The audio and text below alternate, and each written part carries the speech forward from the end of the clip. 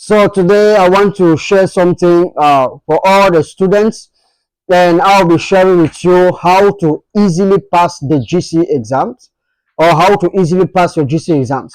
You see, a lot of students fail the GCE exam not because they're not actually intelligent, but because there are some principles that they don't actually know that they have to put them into work.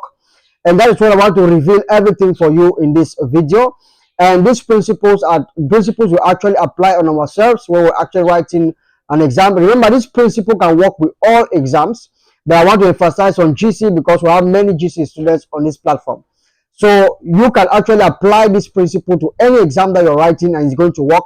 I will share with you 5 principles, right, or 5 ways to easily pass your GC exam. Make sure you watch this video right to the end because it's very, very important. The first point in my list, you have to revise past questions. You have to revise past questions. Now, revision of past questions is very important because most times when you get into the GC hall, there are some questions that will come up that were not actually, that you might have revised them, and it gives you an upper hand over other students. Now, you see, other students, when they get to the hall, most times the GC board just goes behind, bring all what we have studied or the exams we have written into the current year. We have seen cases like that.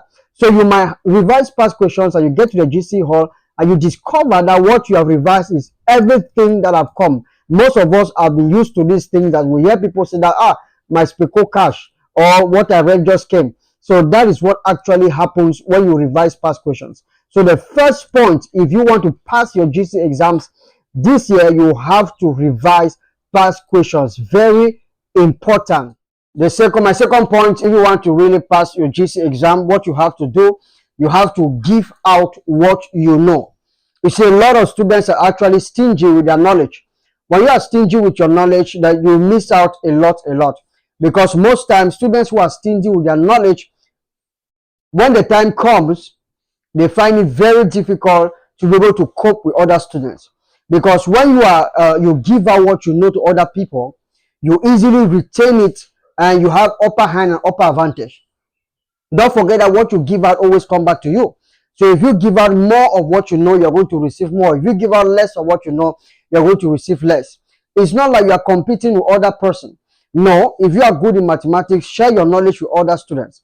If you are good in physics, you are good in economics, if you are good in history, share your knowledge with other students. There is no need being stingy with the knowledge and the knowledge that you have. So you have to make sure that you share your knowledge with other students so that they might benefit from it.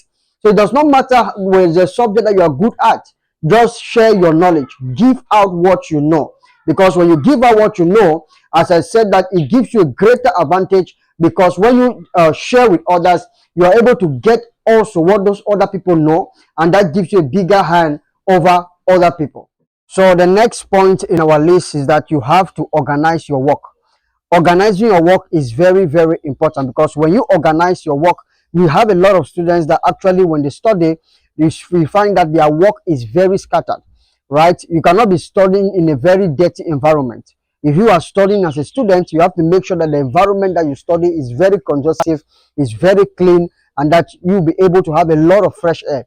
And that's why I advise a lot of students that if you want to go in, or you're preparing for an exam, or you're preparing for anything, you should be able to organize your work. Make sure that your environment is clean, everywhere is well tidied up. That is how you're going to have more understanding of what you're reading. Because as I've said, if your work is not organized, you will not actually understand what you're reading. But when you have an organized work, you will understand, you will grab what you're reading, because your mind is open to for the fresh air and the cleanness that is just around. The next point in my list is that you have to actually study very early in the morning. You have to study very early in the morning. I'm going to explain why.